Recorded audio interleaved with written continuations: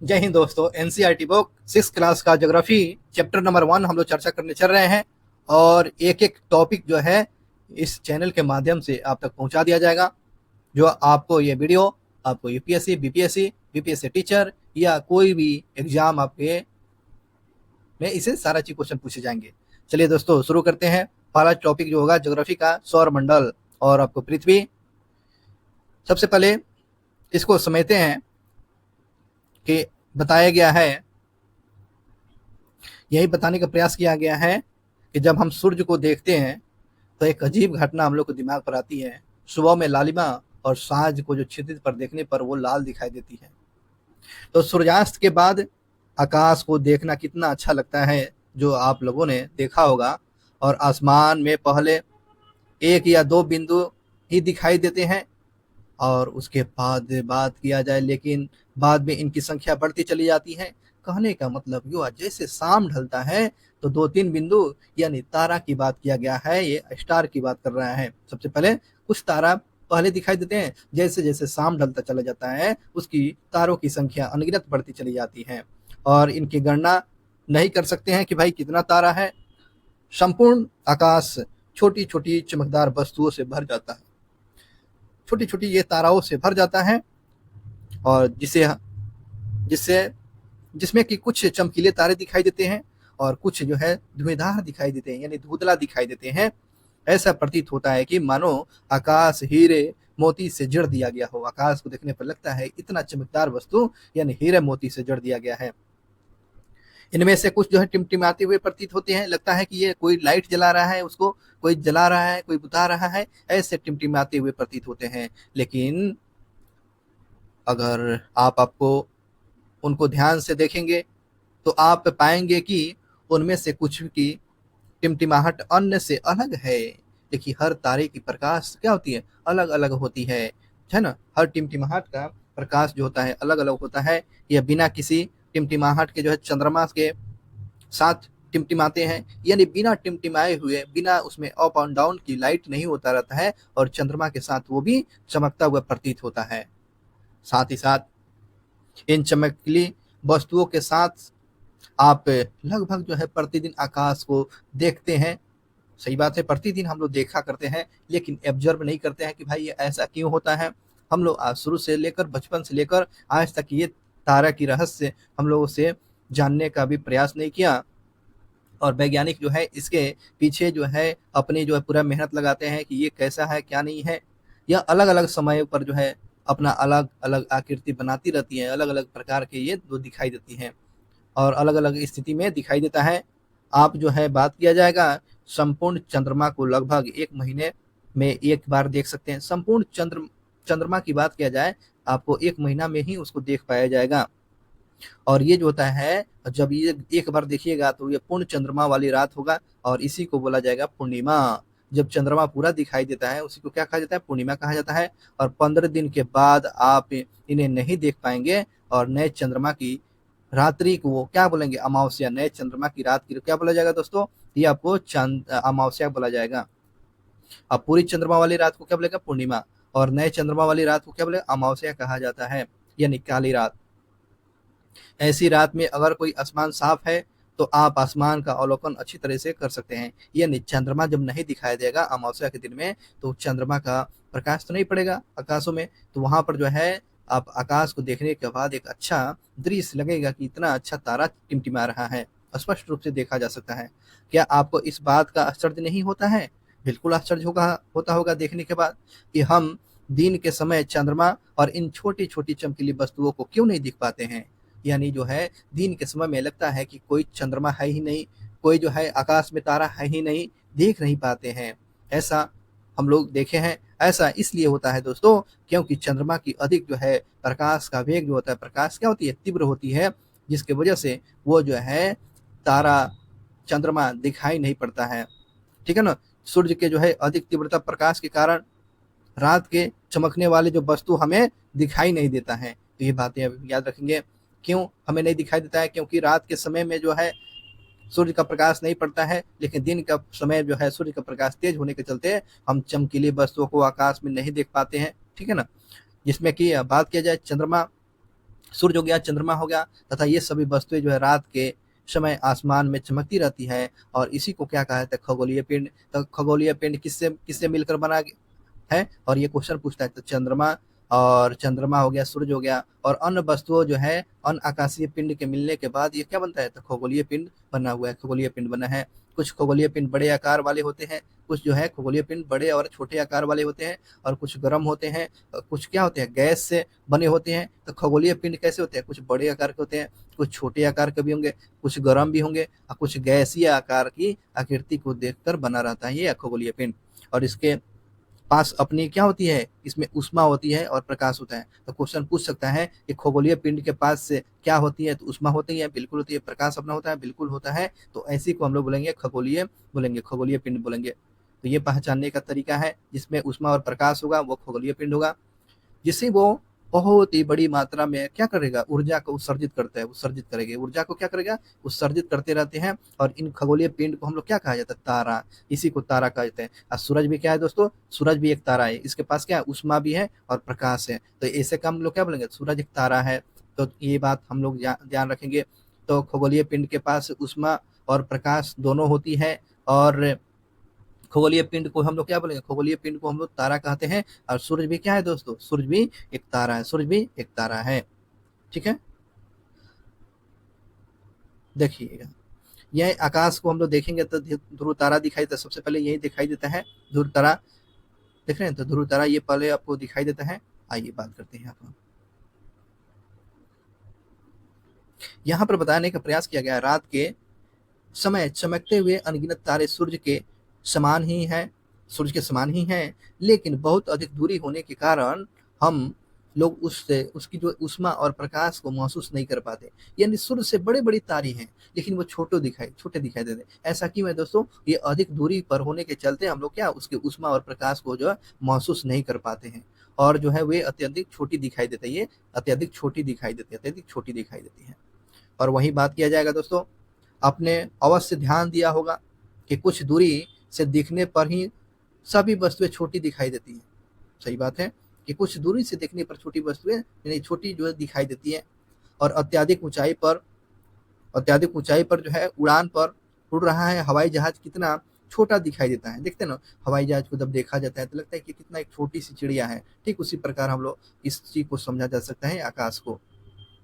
रात्रि की समय की बात किया जाए, रात्रि के समय में आकाश की ओर देखते समय आप तारों के विभिन्न समूह के द्वारा बनाई गई विभिन्न आकृति को भी देखने को, यानी तारों के द्वारा जो है ना, तारों के द्वारा कुछ ऐसा आकृति देखने को मिलता है, लगता है कि कुछ ऐसा कुछ बन गया है। और इसी तारे के समूह को हम लोग क्या बोले, नक्षत्र मंडल बोलते हैं। यानी तारों के द्वारा जो विचित्र आकृति बनाया गया है उसको क्या बोलेंगे, नक्षत्र मंडल। तो नक्षत्र मंडल किसको बोला जाएगा, तो तारे जो है विभिन्न आकृति बना लेती है, उसी को हम लोग क्या बोलेंगे, नक्षत्र मंडल बोलते हैं। इसमें प्रमुख रूप से क्या होता है, अर्सा मेजर हो गया, ये आपको नक्षत्र मंडल हो गया, बिग बियर हो गया, बिग बियर, ये तारे को जो है ना बहुत सारे तारा मिलकर जो है अर्सा मेयर और बिग बियर की ये आकृति बनाती है, जिसको हम लोग क्या बोलते हैं, नक्षत्र मंडल कहा जाता है।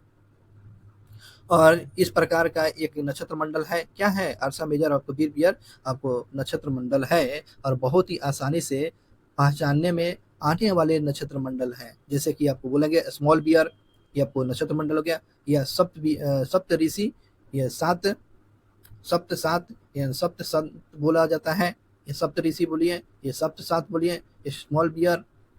ठीक है ना, ये सब जो आकृति हम लोग आकाश में देखते रहते हैं। और यह 7 समूह का तारा होता है। सप्त ऋषि कैसे होता है, 7 तारों का समूह होता है, जो कि एक बड़े नक्षत्र मंडल अर्सा मेजर का भाग ही होता है, जो है ये जो बड़े जो है अर्सा मेजर का भाग होता है। जो हम लोग इस चित्र में देखे हुए थे, अपने परिवार या आस पड़ोस में किसी बड़े व्यक्ति से कहिए कि वह आपको आसमान में और अधिक तारे जैसे कि ग्रहों और नक्षत्र मंडल को दिखाए। कहने का मतलब ये बता रहा है कि आप जो है जानकारी नहीं है तो कुछ बड़े लोगों से उसके बारे में पूछा जा सकता है, वही बात बता रहा है। अनेक ऐसे नक्षत्र मंडल दिखाई देंगे। प्राचीन समय की बात किया जाए, प्राचीन समय में जो है लोग रात्रि में जो दिशा का निर्धारण तारों की सहायता से ही किया करते थे। पहले उस समय जो विकसित नहीं हुआ था प्राचीन समय में, तो लोग जो है रात्रि के समय में जो तारे की स्थिति को देखकर इस समय का निर्धारण किया करते थे। और उत्तरी उत्तरी जो तारा उत्तरी दिशा को बताता था, उत्तरी तारा में जो था उत्तरी दिशा को बताता था, और इसी तारा को हम लोग क्या बोलते हैं, ध्रुव तारा। तो बहुत ही इंपॉर्टेंट जानकारी याद रखें। एक क्वेश्चन पूछा है, ध्रुव तारा जो है किस दिशा में उगता है, तो ये उत्तर दिशा में। ध्रुव तारा हमेशा उत्तर दिशा में, तो हमेशा उत्तर दिशा में ध्रुव तारा की आकृति है ना, तो उत्तर दिशा में ध्रुव तारा निकलता है, उत्तर दिशा में ध्रुव तारा निकलता है, ये बात याद रखेंगे। और ये आसमान में हमेशा एक ही स्थान पर रहता है, एक ही स्थान पर रहता है दोस्तों। ध्रुव तारा उत्तर दिशा में एक ही स्थान पर रहता है, और हम सप्तऋषि की सहायता से ध्रुव तारे की स्थिति को जान सकते हैं, क्योंकि एक ही जगह पर रहता है तो उसकी स्थिति को पहचानने में कोई दिक्कत नहीं होगा। ठीक है, आप देखेंगे कि यदि सप्तऋषि मंडल के संकेत तारों को आपस में मिलाया, अगर मिला दिया जाए, तो एक काल्पनिक रेखा खींचे जाए, तो उससे और आगे बढ़ा दिया जाए, तो ये ध्रुव तारा की ओर इंगित करता है, ये ध्रुव तारा की तरफ इंगित करता है। यानी काल्पनिक रेखा के द्वारा जो है उसको जो है आपस में आगे बढ़ा दिया जाए, तो एक ध्रुव तारा की तरफ इंगित करता है, जो आपको यहाँ पर समझने के लिए इम्पोर्टेंट हो जाएगा। देखिए, ये हो गया आपको ध्रुव तारा उत्तर की दिशा में। देखिए, ये ध्रुव तारा जो है, यहाँ पर ध्रुव तारा है, यहाँ पर ध्रुव तारा बता रहा है, यही आपको उत्तर दिशा में है ना, उत्तर दिशा में ध्रुव तारा है यहाँ पर, और ये संकेत करता है, ये ध्रुव तारा इसी को जो है, यही जो है यहाँ पर देखने के बाद जो है कुछ तारे यहाँ पर टिमटिमा रहे हैं, कुछ यहाँ है, तो इसको आपस में मिलाने के बाद क्या होती है, तो ये लगेगा कि हाँ भाई, इसी से समय का निर्धारण किया जाता है। और ये सप्त ऋषि हो, 1 2 3 4 5 6 7 ऋषि, यानी ध्रुव तारा की स्थिति को जानते हुए वो ध्रुव तारा की स्थिति एक ही स्थान पर है, तो ये सप्त ऋषि का स्थान हम लोग जान सकते थे प्राचीन समय में। लेकिन आज के समय में डिजिटल समय हो चुका है, तो अच्छे से हम लोग समझ सकते हैं, वैज्ञानिकों ने इस पर बहुत सारा चीज खोज कर चुका है।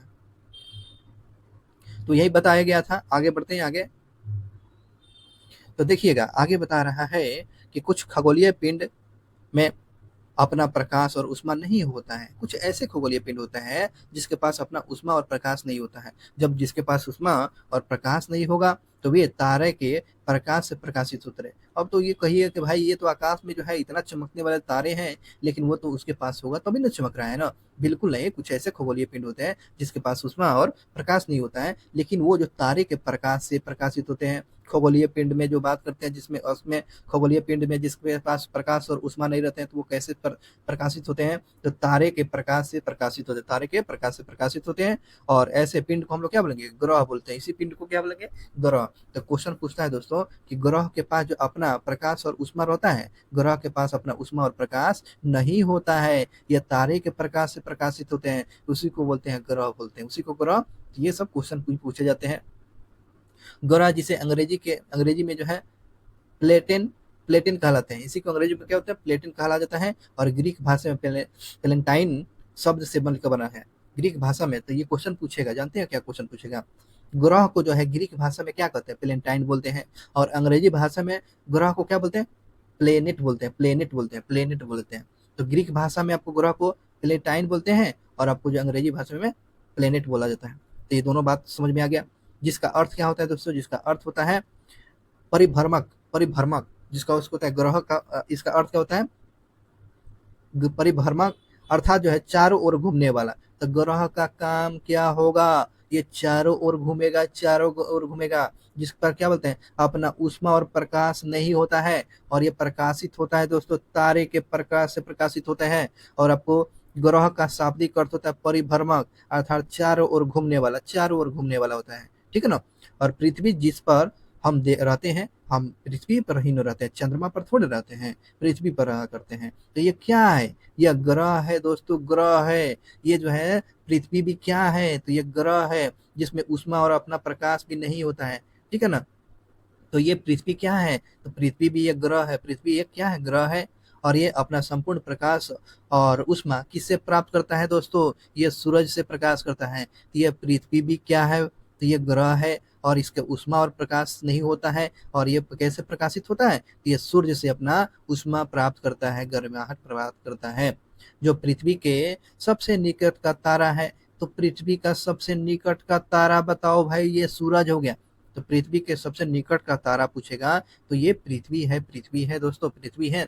और पृथ्वी को बहुत अधिक दूरी से, पृथ्वी के बहुत अधिक दूरी से जो, जैसे कि चंद्रमा को देखने पर यह आपको चंद्रमा की तरह चमकीली दिखाई प्रतीत होती है।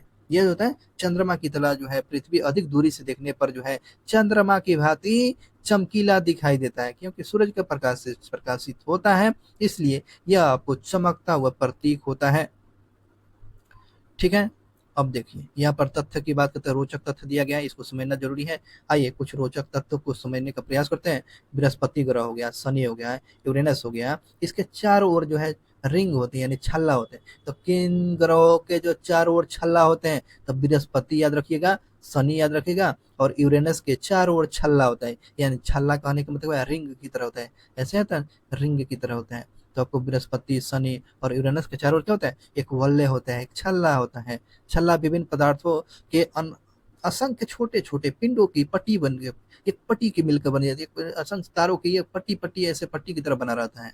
और पृथ्वी से इन छालों को शक्तिशाली दूरबीन की सहायता से हम लोग देखेंगे, यानी इस पट्टी को देखने के लिए जो है क्या करेंगे, तो एक दूरबीन के माध्यम से इसको देखने का काम किया जाता है, इसको दूरबीन के माध्यम से देखने का काम किया जाता है। तो क्वेश्चन समझ में आ गया। तो किन ग्रहों के जो है चारों ओर छल्ला पाया जाता है, तो बृहस्पति, शनि और यूरेनस के चारों ओर छल्ला पाया जाता है, यानी रिंग पाया जाता है, रिंग पाया जाता है। अब यहाँ पर जो है अब इसको समझना जरूरी है। देखिएगा छोटा कर देते हैं ताकि आपको समझ में भी बात आए।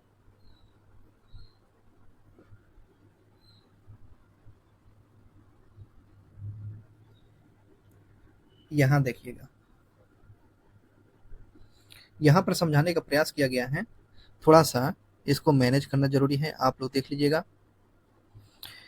बताया गया है, इस सौर मंडल को देखिएगा, सौर मंडल में देखने का प्रयास कीजिए। तो इसमें हो गया बृहस्पति हो गया, जुपिटर, शुक्र हो गया, पृथ्वी हो गया, आपको ये हो गया सूर्य हो गया, सौर मंडल का मुखिया हो गया सूर्य हो गया, मंगल हो गया, आपको देख रहे हैं ना, ये हो गया आपको बुध हो गया, और शनि हो गया, और यूरेनस हो गया, और सबसे जरा क्या नेपच्यून, ये नेपच्यून हो गया, प्लूटो नेपच्यून, और सबसे लास्ट में हो जाएगा प्लूटो। देखिएगा आगे बात करते हैं। यहाँ पर जो है, यहाँ पर जो बताया गया है, यहाँ से इंपॉर्टेंट जानकारियां हम लोग को याद रखना है।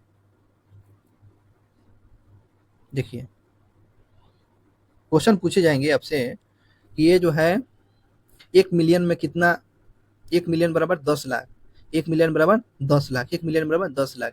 तो आइए बात करते हैं, बुध जो है सूरज के चारों ओर परिक्रमा कितना दिन में, तो 88 दिन में लगाता है। और ये अपने अक्ष पर कितना, तो अपने अक्ष पर जो है 59 डे में लगाता है। ठीक है ना। शुक्र की बात करते हैं, अपने जो है सूर्य के चारों ओर परिक्रमा आपको 255 दिन में लगाता है, अपने अक्ष पर जो है 243 दिन में। ठीक है, 243 दिन में।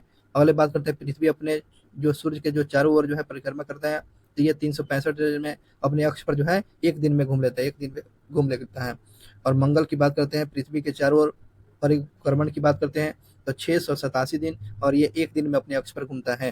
नेक्स्ट क्वेश्चन की बात करते हैं, आपको ये चंद्रमा के जो है चंद्रमा चंद्रमा के 2 ग्रह है, दो दो संख्या, चंद्रमा की संख्या 2 है, मंगल ग्रह पर चंद्रमा की संख्या कितना है, 2 है। अब इंपॉर्टेंट बात याद रखेंगे, आंतरिक ग्रह में कौन कौन हो गया, सूर्य से बहुत नजदीक होता है। आंतरिक ग्रह तो क्वेश्चन पूछता है सूर्य से यह दूर होता है या आपको जो है क्या होता है, नजदीक होता है, तो ये बिल्कुल सही है, ये आंतरिक ग्रह सूर्य से नजदीक होता है। और आंतरिक ग्रह किसके बने रहते हैं, तो ये चट्टानों के मिलकर बने रहते हैं, चट्टानों से मिलकर बना रहता है। ठीक है ना, चट्टानों से मिलकर आंतरिक ग्रह बना रहता है। आइए यहाँ की बात समझ लेते हैं। बृहस्पति की बात करते हैं, बृहस्पति के चारों ओर परिक्रमण काल होता है, कितना वर्ष लगता है, 11 साल, 11 महीने और 12 साल, मतलब कि लगभग जो 12 साल, यानी 12 साल, यानी 11 वर्ष 11 महीना, यानी 12 सालों के लगभग ये अपने जो अक्ष पर जो है 9 घंटे 56 मिनट। और चंद्रमा की संख्या कितने हैं, 16, चंद्रमा की संख्या कितना है, 16 है। और शनि की बात करते हैं, आपको जो है सूर्य के परिक्रमण करता है, आपको 29 वर्ष, आपको 5 महीने, 29 वर्ष, 29 साल, 29 साल आपको 5 महीने में, अपने अक्ष पर जो है 10 घंटे 40 मिनट में। और चंद्रमा की संख्या शनि पर जो है 30 गो है, जो सबसे अधिक है, 30 गो है, सबसे अधिक है। वहीं बात किया जाएगा, यूरेनस की बात की जाता है, तो सूर्य के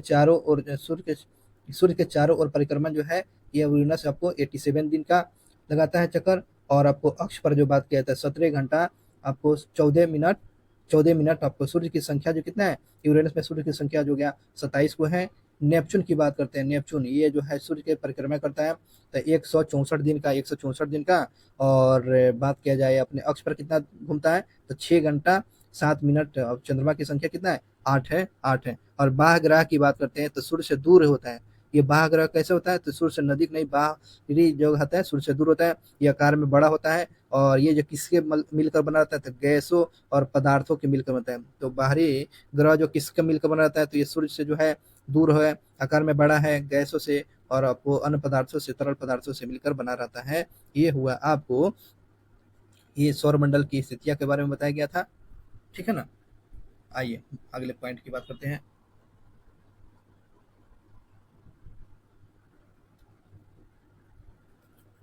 थोड़ा सा पेज इधर उधर दिया था, तो इसमें आप लोगों ने मैनेज कर लीजिएगा।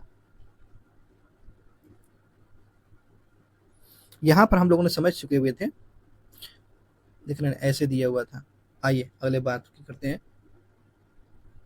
थोड़ा सा इन्हें भी जानना जरूरी है कि बता रहा है कि आप जानते हैं पौराणिक रोमन कहानियों में सोल सोल जो है सूर्य देवता को कहा गया है। तो रोमन पौराणिक कहानों में जो है सूरज को क्या कहा गया है, सूरज को जो है सोल कहा गया है। और सौर शब्द का अर्थ होता है, सौर शब्द का अर्थ होता है सूरज से संबंधित। सौर से किसका अर्थ होता है, सूरज से है। इसलिए जो है सूरज परिवार को जो सौर मंडल बोलते हैं, सूरज को जो है सौर मंडल का परिवार बोला जाता है। और जैसे कि शॉर्ट शब्द का उपयोग करते हुए और अधिक शब्द लिखे गए हैं, और ये पौराणिक कथाओं में कहानियों के माध्यम से ये बताया गया है। तो ये सब डायरेक्ट रूप से क्वेश्चन भी पूछे जाते हैं। पौराणिक कहानियों में जो सूरज को क्या बोलता है, सोल बोला गया है। सोल का अर्थ क्या होता है, सौर। सौर का सूरज को किसको बताया गया है, तो सूरज को। सौर मंडल का मुखिया कौन, तो सूरज हो गया है। तो ये बात याद रखोगे। अगले बात करने देखेंगे, इसकी उत्पत्ति की बात किया जाता है। ये उत्पत्ति यहाँ पे बताया गया है। ऐसा ऐसा बहुत से शब्द जिसका उपयोग हम एक भाषा के एक भाषा में करते हैं, अक्सर वे जो है दूसरे भाषाओं से लिए गए शब्द होते हैं। सही बात है, दूसरे भाषाओं से लिए गए शब्द होते हैं।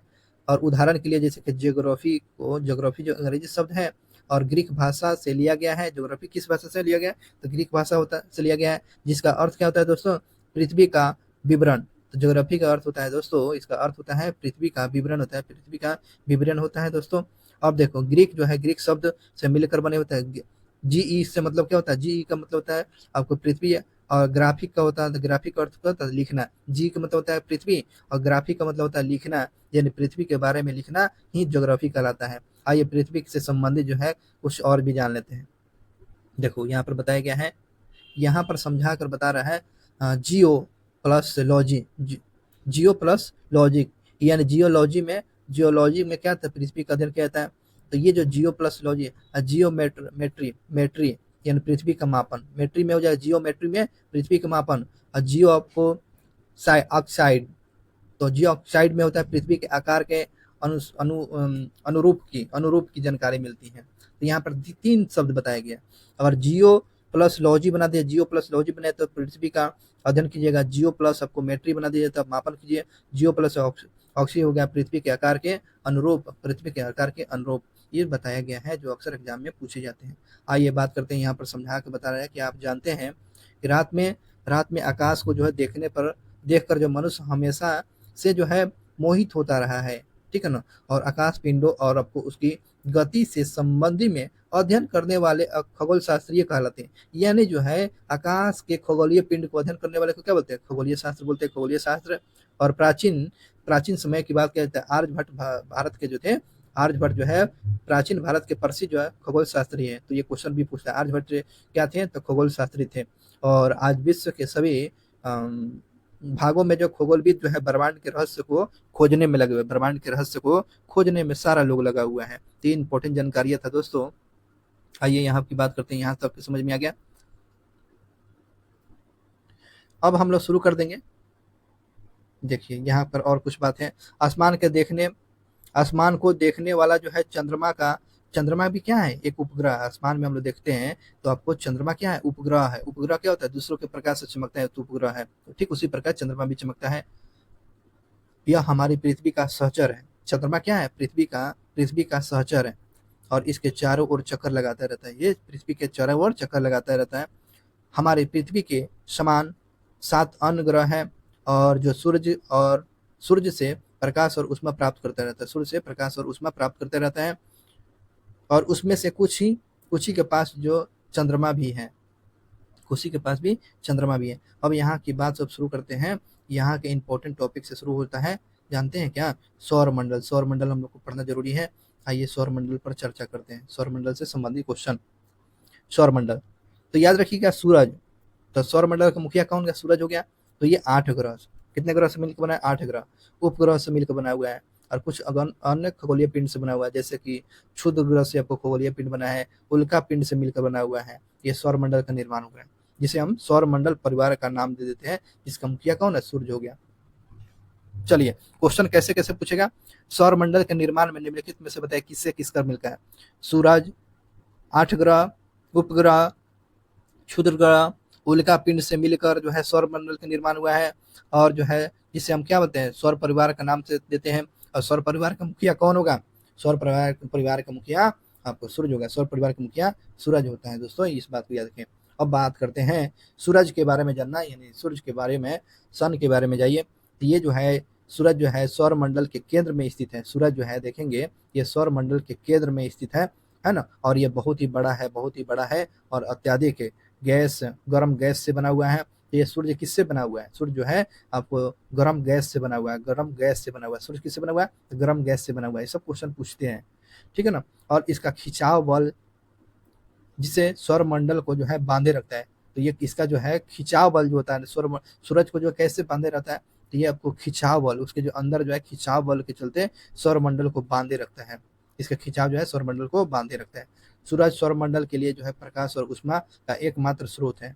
सौर मंडल में जो है ऊष्मा और प्रकाश का स्रोत कौन होगा? सूरज ही होगा। लेकिन इसकी अधिक जो है तीव्र आपको ऊष्मा को महसूस नहीं करते हैं, यानी इतना गर्म भी होने के बावजूद भी हम लोग ज्यादातर गर्मी महसूस नहीं कर पाते हैं, क्योंकि सबसे नदी का तारा सबसे नदी का तारा होने के बावजूद यह हमें बहुत दूर दिखाई देता है। ये सबसे नदी का तारा होने के बाद सूरज क्या है? तारा है। और नजदीक होने के बावजूद भी यह बहुत दूर दिखाई देता है। और ये बात किया जाएगा दोस्तों, इंपॉर्टेंट क्वेश्चन हो गया, ये आपको याद रखेंगे। पृथ्वी और सूरज की दूरी पूछ लेता है। सूरज और पृथ्वी की जो दूरी बताइए, दोनों के बीच में कितना दूरी? तो ये 15 करोड़ किलोमीटर दूर है। तो सूरज और पृथ्वी की दूरी बताइए, तो 15 करोड़ किलोमीटर दूर है। 15 करोड़ किलोमीटर दूर है। ये पृथ्वी से सूरज की दूरी 15 करोड़ किलोमीटर दूर है। तो कम बड़ी बात है, बहुत ज्यादा दूर है दोस्तों। आइए अब यहाँ से बात करते हैं, उपग्रह की बात करते हैं। उपग्रह के बारे में बता रहा है। हमारे सौर मंडल में जो है कितने ग्रह हो गया? 8 ग्रह हो गया। और सूरज जो है सूर्य से दूरी के अनुसार जो सूरज से, और ये सब क्वेश्चन पूछ लेता है सूरज से दूरी के हिसाब पर कौन कौन सा हो गया। तो सूरज के दूरी के हिसाब से होगा, सबसे पहले सूरज की नदी कौन हो गया? बुध होगा। उसके बाद शुक्र होगा। उसके बाद होगा पृथ्वी होगा। उसके बाद मंगल होगा। उसके बाद बृहस्पति होगा। उसके बाद शनि होगा, यूरेनस होगा, नेपच्यून होगा। नेपच्यून को क्या बोलते हैं? और इसको बोलते हैं अरुण, इसको बोलते हैं वरुण, अरुण वरुण, ठीक है ना।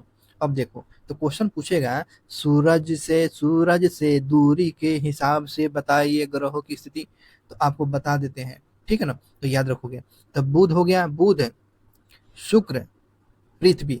यानी क्वेश्चन पूछता है सूरज से जो है तीसरे नंबर के ग्रह बताइए, तो ये आपको पृथ्वी हो गया।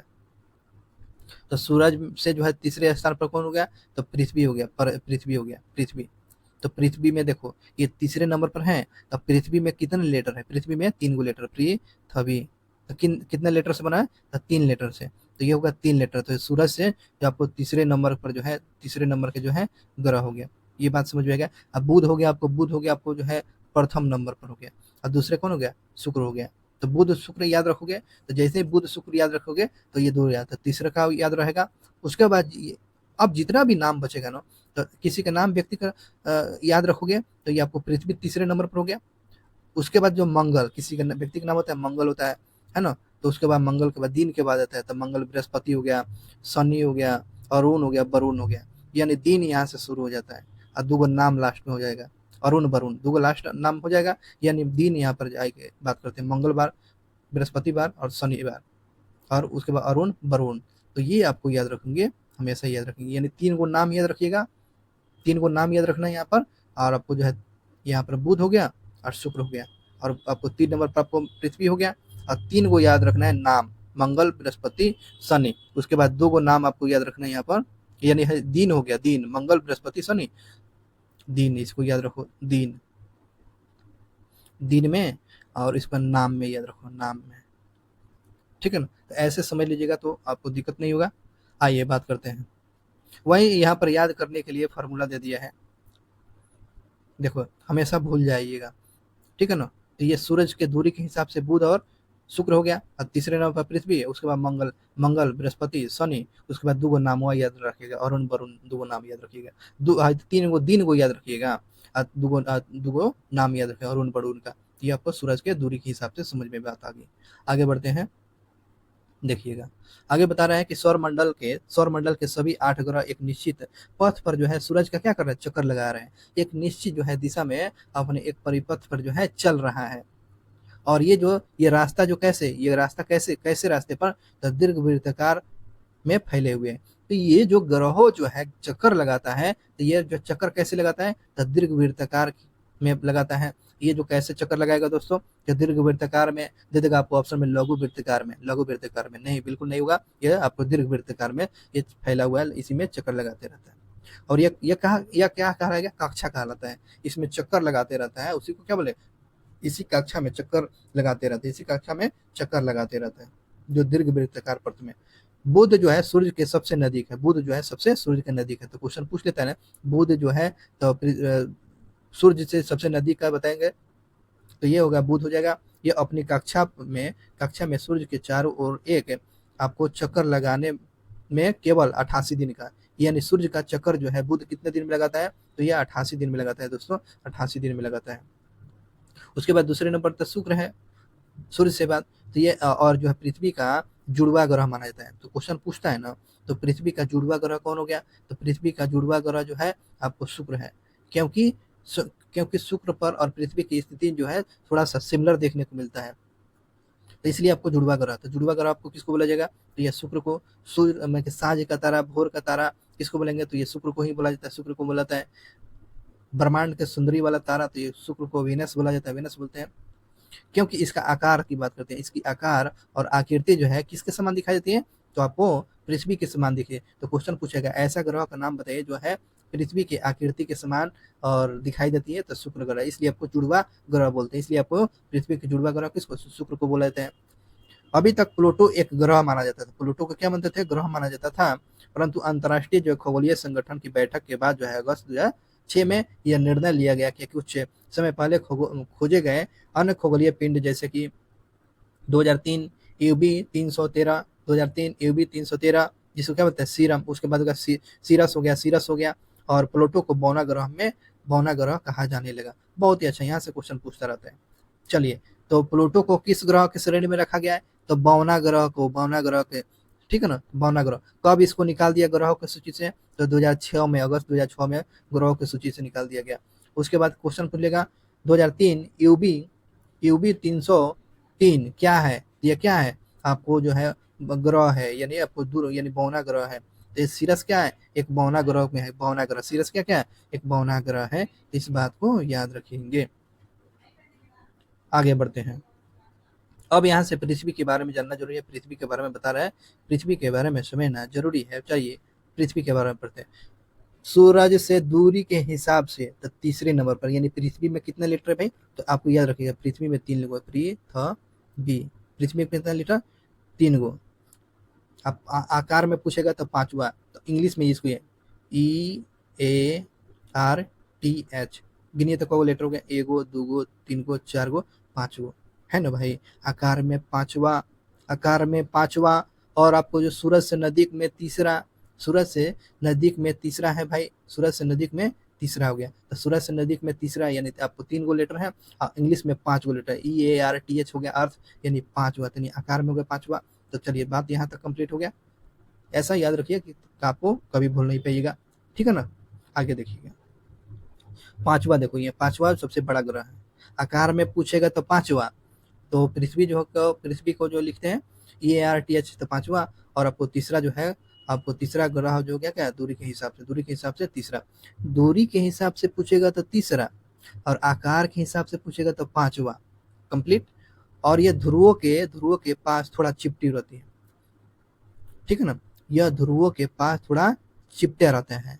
ध्रुवों के पास कैसे रहता है, ये चिपटी रहते हैं। यानी किसके बारे में बता रहा है, पृथ्वी।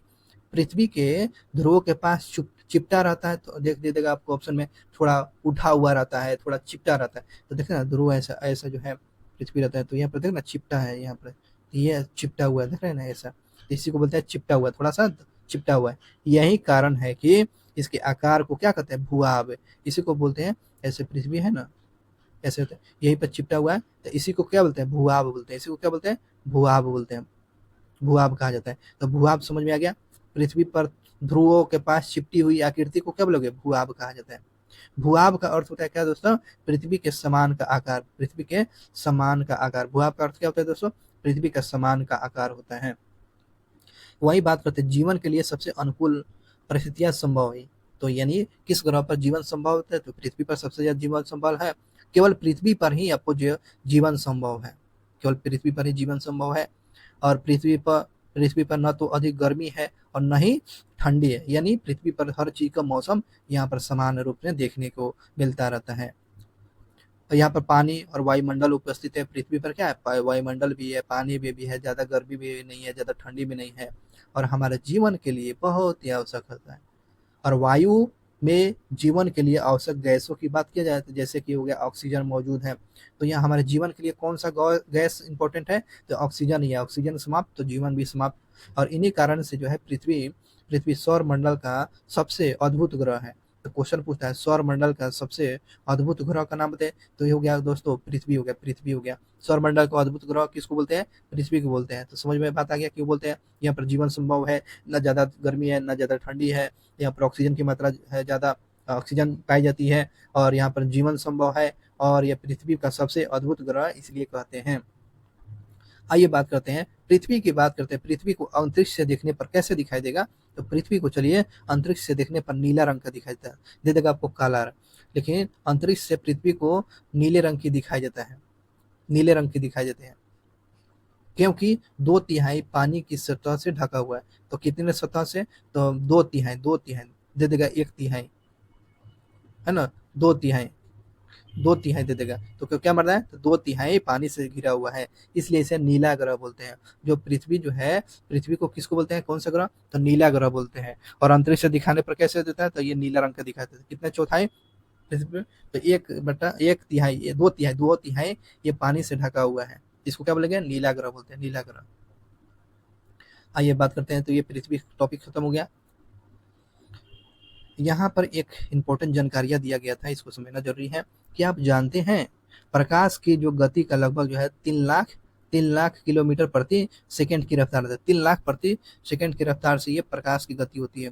और इस गति के बावजूद जो है बावजूद जो है सूरज के प्रकाश को पृथ्वी तक पहुंचने में कितना मिनट का समय लगता है, तो 8 मिनट का समय लगता है। यानी सूरज का प्रकाश पृथ्वी पर पहुंचने में कितने मिनट का समय लगता है, तो 8 मिनट लगता है, 8 मिनट। और ये प्रकाश की चाल कितना, 3 लाख किलोमीटर प्रति सेकंड।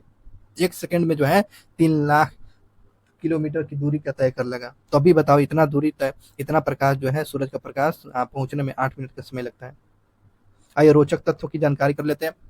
रोचक तथ्य दिया, नील आर्मस्ट्रांग पहले व्यक्ति थे जिन्होंने 21 जुलाई 1969 को जो है सबसे पहले चंद्रमा की सतह पर कदम रखा। चंद्रमा के सतह पर कदम रखने वाले कौन, तो नील आर्मस्ट्रांग। कब, 21 जुलाई 1969 को। मालूम करो कि क्या कोई भारतीय चंद्रमा पर गया है, जो आपको बताना है कि कौन आपको चंद्रमा की सतह पर गए हुए थे। अब यहाँ पर एक इम्पोर्टेंट जानकारियां हमको समझने को जरूरी है।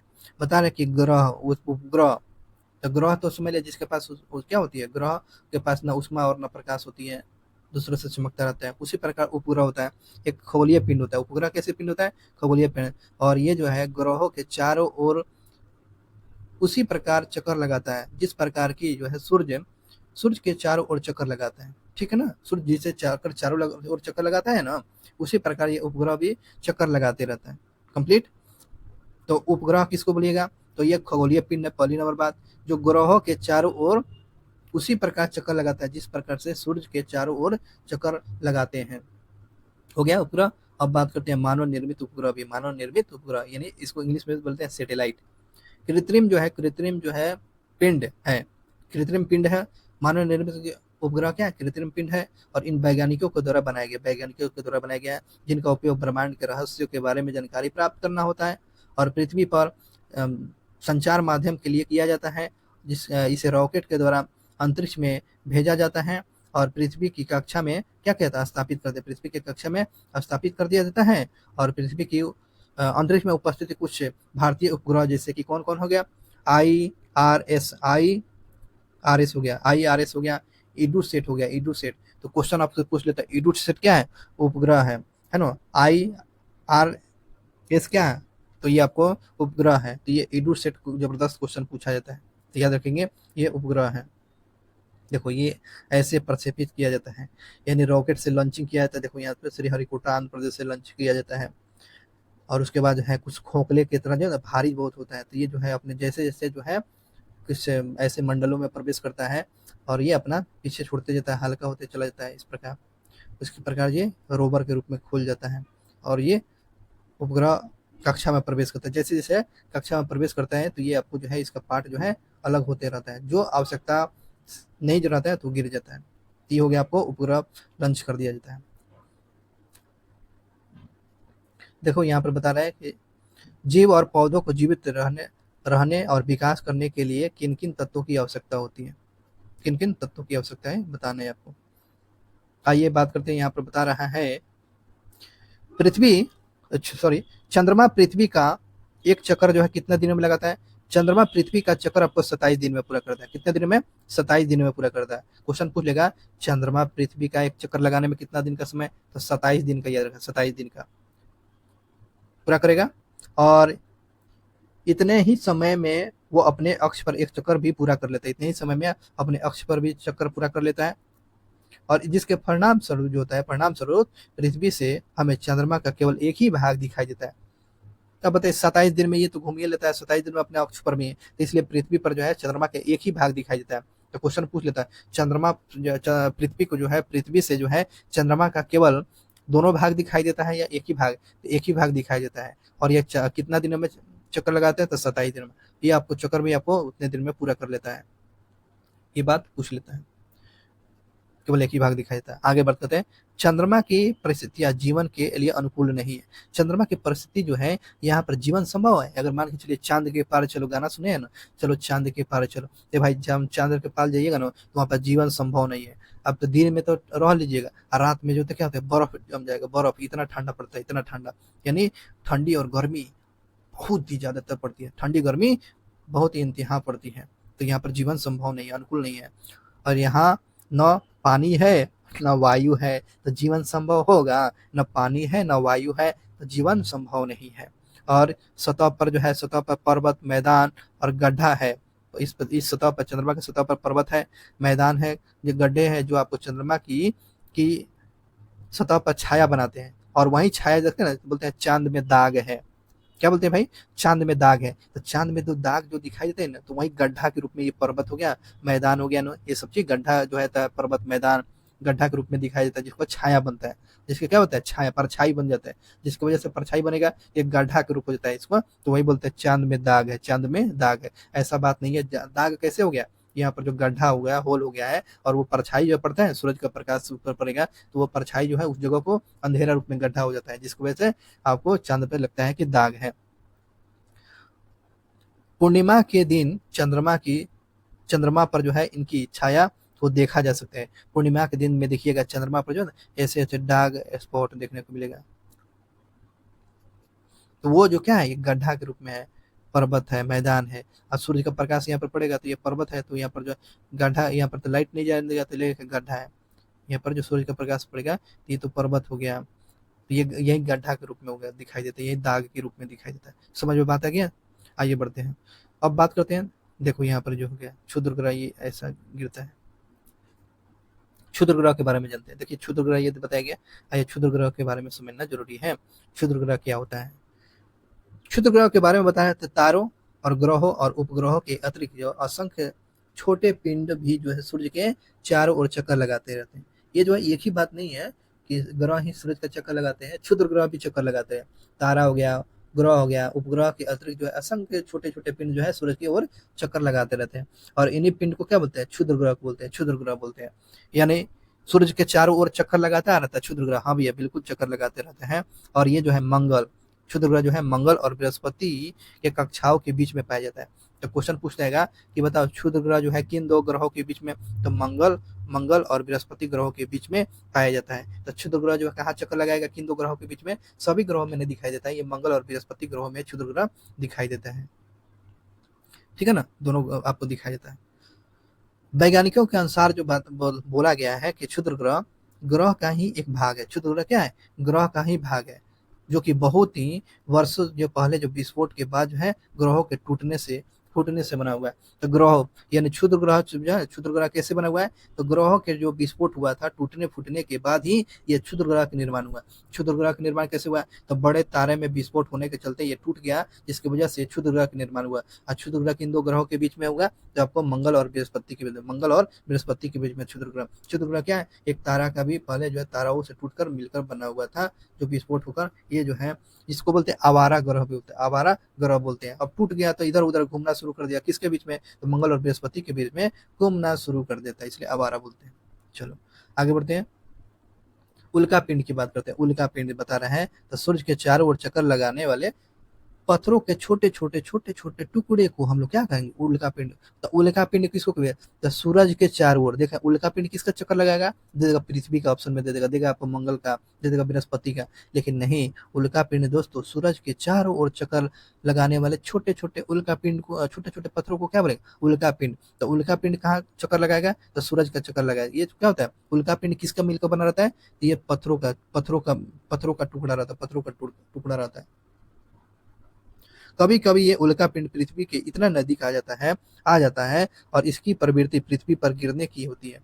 और इस प्रक्रिया के दौरान जो है वायु के घर्षण होने के कारण वे गर्म होकर जल जाते हैं। देखते हैं ना, उल्का पिंड जो है आकाश में जलता हुआ दिखता है, तो जल जाता है, फलस्वरूप जो है चमकदार रोशनी उत्पन्न करता है। कभी कभी दिखाई पूरी तरह से जलते हुए बिना जले हुए जो क्या होता है पृथ्वी पर गिर जाती है, और जहां पर गिरेगा तो क्या करेगा? गड्ढा बना देती है, गड्ढा निर्माण कर देती है। तो बात समझ में आ गया? अब देखो यहाँ पर एक बार और समझ लीजिए उल्का पिंड। तो क्वेश्चन कहाँ कैसे कैसे क्वेश्चन पूछेगा? तो उल्का पिंड कहाँ चक्कर लगाएगा? सूरज का चक्कर लगाता है। और यह उल्का पिंड किससे मिलकर बना रहता है? तो पत्थरों का मिलकर बना रहता है, और पत्थरों को छोटे छोटे टुकड़े से मिलकर बनाता है, तो ये उसको बोलते हैं उल्का पिंड हो गया। और ये उल्का पिंड जब पृथ्वी के नजदीक आ जाता है, तो जब ये मतलब कि जब गिर जाता है, मतलब कि देखेंगे जब गिर जाता है तो वो गड्ढा बना देता है, और वायुमंडल में देखेंगे वायु के घर्षण के चलते वो क्या होता है? गर्म होकर जल जाता है, और जिसकी वजह से क्या होता है? चमकदार एक रोशनी पैदा करता है, प्रकाश पैदा करता है। कभी कभी जो बिना जले जो होता है, कभी कभी बिना जले जो पूरी पृथ्वी पर गिर जाता है, तो पृथ्वी पर क्या करता है? गड्ढा बना देता है ना, गड्ढा बना देता है, जिसकी वजह से झील बना देता है। जैसे लैगून झील जो बना है ना, ये उल्का पिंड के गिरने की वजह से। लैगून झील किसकी वजह है? तो ये आपको लैगून झील उल्का पिंड के टूटने के बाद वो गड्ढा बना दिया था, क्योंकि आपने तारे वाले जो है खुले आकाश में एक ओर से दूसरी ओर जो है फैली हुई आपको सफेद एक जो है चौड़े सफेद पट्टी की तरह होती है, एक सफेद पट्टी की तरह होती है। कैसे होती है? ये आपको आकाश जो है, आकाश गंगा की बात है, लगता है एक चादर है, एक सफेद चादर है, और एक चमत्कार रास्ते की तरह लगता है कि रास्ता है उसमें, देख रहे हैं, एक रास्ता की तरह है, एक रास्ते की तरह दिखाई देता है। तो इस बात को याद रखेंगे, एक रास्ते की तरह दिखाई देता है। और इस तारे में जो है, इस तारे में क्या होता है? इस तारों में जो है लाखों समूह होता है, लाखों तारों का समूह होता है। तो लाखों तारों के समूह को क्या बोले? इस पट्टी को आकाश गंगा या मिल्की वे बोलते हैं। तो मिल्की वे जो होता है आपको जो है बहुत सारे तारों का समूह होता है, लाखों तारों का समूह होता है। इस पट्टी को हम लोग क्या बोलते हैं? आकाश गंगा और मिल्की वे के नाम से जाना जाता है, मिल्की वे के नाम से जाना जाता है। और हमारे सौर मंडल जो है, सौर मंडल इस जो है आकाश गंगा का एक भाग है। सौर मंडल क्या है? सौर मंडल का आकाश गंगा का ही भाग है। आकाश गंगा किसका भाग है? सौर मंडल का भाग है। आकाश गंगा किसका भाग है? सौर मंडल का भाग है। प्राचीन भारत में जो है इसकी कल्पना आकाश में प्रवेश की एक बहती नदी से की गई है। यानी प्राचीन समय में लोग बोलता था ये बहता हुआ क्या है? नदी है। बहता हुआ क्या है? बहता हुआ नदी के जो है रूप में किसको बताया गया? आकाश गंगा के, यानी मिल्की वे के नाम से भी जानता है। ठीक है ना, बहती हुई आकाश गंगा से तुलना किया है, और इस प्रकार इसका नाम क्या पड़ा? आकाश गंगा पड़ गया। इस प्रकार आकाश गंगा पड़ गया, इसलिए इसका आकाश गंगा नाम पड़ा। आकाश गंगा करोड़ों तारों, बादलों और गैसों की एक प्रणाली है। आकाश गंगा किससे कैसे होता है? ये करोड़ों जो तारों, बादलों से और गैसों से मिलकर ये बना हुआ है। इसमें इस प्रकार की जो है लाखों इस प्रकार की जो है लाखों, हाँ, लाखों आकाश गंगाएं मिलकर जो है, लाखों आकाश गंगाएं मिलकर किसका निर्माण करेगा? ब्रह्मांड का निर्माण करते हैं। ब्रह्मांड का निर्माण कैसे होगा? तो लाखों आकाश गंगा मिलकर जो है ब्रह्मांड का निर्माण, तो ब्रह्मांड के निर्माण कैसे करेगा? तो लाखों आकाश गंगा मिलकर ब्रह्मांड का निर्माण करती है। ब्रह्मांड की जो है विशालता विशालता की परिकल्पना करना अत्यधिक कठिन है, यानी इसकी विशालता के बारे में अनुमान लगाना बहुत ही कठिन है दोस्तों। वैज्ञानिकों वैज्ञानिक भी वैज्ञानिक अभी भी इसके बारे में अधिक से अधिक जानकारी एकत्रित करने में जुटा हुआ है। अभी खोज जारी है इसके ब्रह्मांड के रहस्य को छुपे हुए चीजों को जानने के लिए। और इनके आकार के संबंध में हमें कई जानकारी नहीं, मतलब कि कई बहुत सारे इनके आकार में, इसके स्वरूप में बहुत सारी चीज जानकारियां नहीं है, लेकिन खोज जारी है। फिर भी हम जानते हैं कि हम सभी इसी ब्रह्मांड का हिस्सा है, इसी ब्रह्मांड का हिस्सा है। तो ब्रह्मांड कैसे? तो लाखों आकाशों करोड़ों आकाश गंगाओं के मिलने के बाद ये ब्रह्मांड का निर्माण, देख रहे हैं ना हम लोग, ब्रह्मांड का भाग है ना, बिल्कुल है। देखो यहाँ पे बता रहे हैं, पृथ्वी हो गया, उसके बाद सौरमंडल हो गया, उसके बाद आकाश गंगा, उसके बाद ब्रह्मांड यहाँ पर शुरू होता है। हम लोग कहाँ रहते हैं? पृथ्वी पर रहते हैं। उसके बाद सौरमंडल हो गया, उसके बाद आकाश गंगा, उसके बाद ब्रह्मांड। तो इतना हम याद रखेंगे। आगे बढ़ते हैं। क्या ब्रह्मांड के साथ अपना संबंध बता सकते हैं? आप पृथ्वी पर हैं तथा पृथ्वी सौरमंडल का भाग है। हमारा सौरमंडल आकाश गंगा या मिल्की वे का भाग है, जो ब्रह्मांड का हिस्सा है। ब्रह्मांड से जुड़े हुए तथ्य का विचार कीजिए और इसमें लाखों आपको आकाश गंगाएं मौजूद है, और ये इस चित्र के माध्यम से समझते हैं। वही चित्र जो है ये पर हम लोग रहे पृथ्वी पर रहे हैं। पृथ्वी के ऊपर जाएगा तो आपको क्या होगा? सौरमंडल हो गया, सौरमंडल के ऊपर जाएगा आकाश भी हो गया, यानी गंगा मिल्की वे हो गया, आकाश गंगा हो गया। उसके बाद आकाश गंगा के बाद चले जाएंगे तो ये ब्रह्मांड होता है, इसी ब्रह्मांड हो गया। तो इस प्रकार से दोस्तों ये टॉपिक समाप्त हो गया। आइए क्वेश्चन की बात कर लेते हैं, क्वेश्चन आंसर भी साथ में कर लेते हैं। आइए इस प्रश्न का उत्तर दीजिए। ग्रह और तारे में क्या अंतर रहता है? ग्रह का जो क्या होता है, ग्रह जो होता है, ग्रह के पास अपना प्रकाश नहीं होता है, तारे के पास अपना प्रकाश रहता है। सूरज क्या है? तारा है। ग्रहों के पास अपना प्रकाश नहीं होता है, तो ये अंतर हो गया।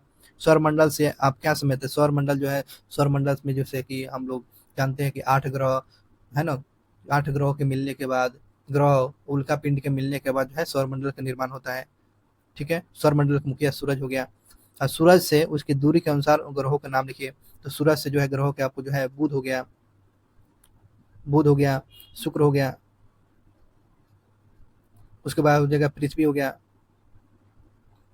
उसके बाद मंगल, बृहस्पति, बृहस्पति हो गया, शनि हो गया, शनि हो जाएगा, अरुण हो गया, वरुण हो गया। तो ये आपको आकार के हिसाब से जो आपको बताए हुए थे। पृथ्वी के अद्भुत ग्रह क्यों कहते हैं? तो पृथ्वी पर जो जीवन संभव है, ऑक्सीजन संभव है ना, जल पानी संभव है ना, नीला ग्रह इसको बोलते हैं। यहाँ पर जीवन जीने का मिल जाता है, तो ये आपको, इसलिए आपको अद्भुत ग्रह कहा जाता है। और ग्रहों पर नहीं देखने को मिलता है, इसलिए आपको अद्भुत ग्रह बोलते हैं। अगले क्वेश्चन की बात करते हैं। हम हमेशा चंद्रमा के एक ही भाग को देख पाते हैं, क्योंकि भाई जो है ये 27 दिनों में ये अपने चक्कर लगाती है, और इसी चक्कर में, एक ही चक्करवा में एक ही दिन में घूम लेती है। इसलिए जो है ना एक ही भाग को हम लोग देख पाते हैं। ठीक है ना, एक ही भाग में हम लोग देख पाते हैं, इसलिए आपको जो है एक ही भाग को हमेशा दिखाई देता है। ब्रह्मांड क्या है? तो ब्रह्मांड जो है आपको याद रखेंगे, आकाश गंगाओं के जो है, लाखों आकाश गंगा मिलने के बाद जो है ब्रह्मांड का निर्माण हुआ। लाखों आकाश गंगा के मिलने के बाद जो ब्रह्मांड का निर्माण हुआ, ब्रह्मांड का निर्माण हुआ। चलिए आपको सही करना है, यहाँ पर बता रहे हैं। आइए बात करते हैं, किस ग्रह को पृथ्वी का जुड़वा ग्रह बोलते हैं? ग्रह जुड़वा ग्रह आपको जो है शुक्र को बोलते हैं, क्योंकि आकार और आपको आकृति में जो आकार और आपको जो आकृति और नेचर में जो क्या है, दोनों आपको जो आपस में मिलता हुआ दिखाई देता है। इसको शुक्र को भोर का तारा, साँझ का तारा बोला जाता है, वेनस का तारा इसी को बोलते हैं, सुंदरी तारा शुक्र को बोला जाता है। अगला क्वेश्चन बताया था, सूर्य से तीसरा पूछ रहा है। तो देखो तीसरा में यानी 3 बोला, तो तीसरा पूछ रहा है पृथ्वी। देखो को लेटर है, पृथ्वी में 3 लेटर है, तो आपको तीसरा हो गया, तीसरा। आकार में पूछेगा तो आकार में पूछेगा, आकार में पूछेगा तो 5वां, पृथ्वी में 5वां, EARTH 5 हो गया, 1 2 3 4 5 लेटर हो गया, तो आकार में 5वां हो जाएगा। आकार में पूछेगा तो ये 5वां हो जाएगा। अब पूछा हुआ था सूर्य से तीसरा, तो आपको पृथ्वी हो गया। आइए अगले क्वेश्चन की बात करते हैं। अगला क्वेश्चन बता रहे हैं, सूर्य ग्रह जो है, सूर्य ग्रह सभी सूर्य ग्रह सूर्य के चारों ओर किस प्रकार से चक्कर लगाते हैं, किस प्रकार से चक्कर लगाता है, ये जो है दीर्घवृत्ताकार रूप में चक्कर लगाता है। ये सभी ग्रह जो है सूर्य के चक्कर लगाता रहता है, तो किस पथ में, तो दीर्घवृत्ताकार पथ पे, ये कक्षा में चक्कर लगाता है। ये आपको सी नंबर ऑप्शन सही है, दीर्घवृत्ताकार। ध्रुव तारा किस दिशा में दिखाई देता है, हमेशा उत्तर की दिशा में दिखाई देता है, हमेशा उत्तर की तरफ दिखाई देता है। ये जो तारा है जो है उत्तर की तरफ दिखाई देता है। क्षुद्र ग्रह किन ग्रहों के बीच में पाया जाता है, तो क्षुद्र ग्रह जो है मंगल और बृहस्पति के बीच में पाया जाता है। क्षुद्र ग्रह किसके, मंगल और बृहस्पति के बीच में क्षुद्र ग्रह पाया जाता है। खाली स्थान को भर दीजिए, आइए बढ़ते हैं। डैश एक जो है समूह जो विभिन्न प्रतिरूपों का निर्माण करता है, जो डैश कहलाते हैं। तो डैश एक समूह है, और डैश उसे क्या कहलाते हैं, तारा। मतलब कि तारों के समूह को हम लोग क्या बोलते हैं, तारों के समूह को जो है आपको आकाश गंगा बोलते हैं, आकाश गंगा कहते हैं। तो ये आपको ये निर्माण करेगा आकाश गंगा का। दूसरा नंबर पर तारों की एक बड़ी, बहुत ही बड़ी संख्या को क्या, तारों की एक बड़ी संख्या को आकाश गंगा बोलेंगे। आकाश गंगा क्या बोलेंगे, आकाश गंगा बोलेंगे। तारों को बड़ी संख्या को आकाश गंगा कहा जाएगा। वही जो है इसमें बता रहा है कि डैश पृथ्वी के सबसे करीब है, तो बुध जो है नहीं, पृथ्वी के सबसे करीब हो गया, तो सूरज हो गया दोस्तों, सूरज हो गया, सूरज हो गया, सूरज हो गया। और सूरज से पूछेगा, सूरज से नजदीक से हो जाएगा बुध, हो जाएगा, बुध हो गया। पृथ्वी के नदी का, पृथ्वी सूरज से नदी का ग्रह बताएंगे, सूरज से नदी का ग्रह हो गया, सूरज का नदी हो गया पृथ्वी, पृथ्वी हो गया। आइए बात करते हैं ग्रहों के पास अपनी क्या होती है, ग्रहों के पास अपनी ग्रहों के पास ना उष्मा और प्रकाश, प्रकाश नहीं होता, उष्मा और प्रकाश नहीं होता है। ग्रहों के पास क्या होती है, अपना उष्मा और प्रकाश नहीं होती है। तारा के पास अपना उष्मा और प्रकाश रहता है। आइए बात करते हैं यहाँ पर कुछ और करें। बता रहे सौर मंडल का एक चार्ट बनाइए, चार्ट बनाने के बाद आपको स्पष्ट रूप से मालूम हो जाएगा। छुट्टी में एक तारा मंडल जाकर देखिए, यानी पटना में भी तारा मंडल जाकर देख लीजिएगा, वहाँ पर तारों के बारे में अद्भुत जानकारियाँ मिल जाएगी। तीसरा बता रहा है कि पृथ्वी और सौर मंडल का एक जो क्विज का आयोजन करिए, क्विज के माध्यम से आप समझ सकते हैं। जो क्विज के माध्यम से जो ना, अगला ये वीडियो खत्म हो जाएगा तो आपको क्विज के माध्यम से भी आपको आंसर क्वेश्चन कराया जाएगा। तो इस प्रकार जो है हम लोग समझ चुके हुए थे, बस ये कहानी बताया गया है। रस्सी लेके लेकर आपको जो है मान के चलो, एक रस्सी हो गया, सूरज जो है मान के चलो वही जो है सारे के से चल रहा है। तो इस प्रकार से ये टॉपिक समाप्त हो गया दोस्तों। देखो ये जो हो गया आपको सूरज हो गया, देखो सूरज हो गया, तो बुध हो गया, बुध के बाद हो गया शुक्र, पृथ्वी हो गया, पृथ्वी का मंगल, बृहस्पति, शनि, अरुण, वरुण हो गया। तो देख रहे हैं ना, ये आपको चार्ट बताए, ये सब तरीका पूछता रहता है, कौन दूर है कौन नहीं है। तो ये क्रम में आपको जो बताया गया था वही सारा चीज बताया गया है, एक बार आप पढ़ लीजिए इसको। इस प्रकार से दोस्तों पहला नंबर टॉपिक जो है, पहला नंबर जो क्लास जो है समाप्त हो गया। और चैनल पर पहली बार जुड़ेंगे तो चैनल को सब्सक्राइब कर लेंगे ताकि इन्फॉर्मेशन वीडियो मिलता रहेगा। अगला जो टॉपिक होगा ग्लोब और अक्षांश के बारे में, ग्लोब और अक्षांश के बारे में समझा जाएगा।